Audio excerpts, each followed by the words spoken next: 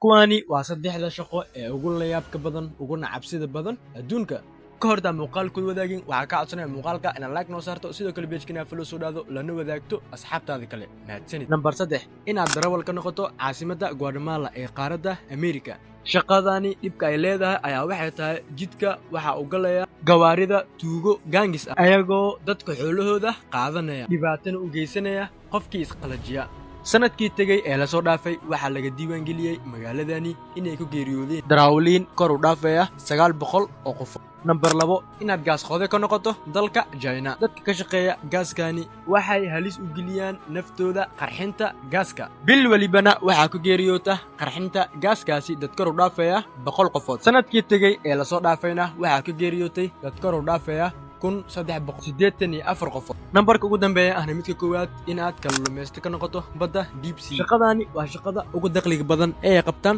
dadka xoogsatada ah balse halka loo diro oo ay ka shaqeynayaan ayaa waxay tahay meel aad u halis badan dabaysha iyo hirka oo aan la iska celin karin ayaa keenta khataro aad u fara badan maalin waliba oo shaqaalahaasi la dirayana waxaa la diraa 100,000 oo qofood oo shaqaala balse waxa naftooda ku waayo 200 oo qofood oo shaqaala haddaba adiga intaano shaqo mid door haddii lagu dhilaa midee ayaad ka shaqayn lahayd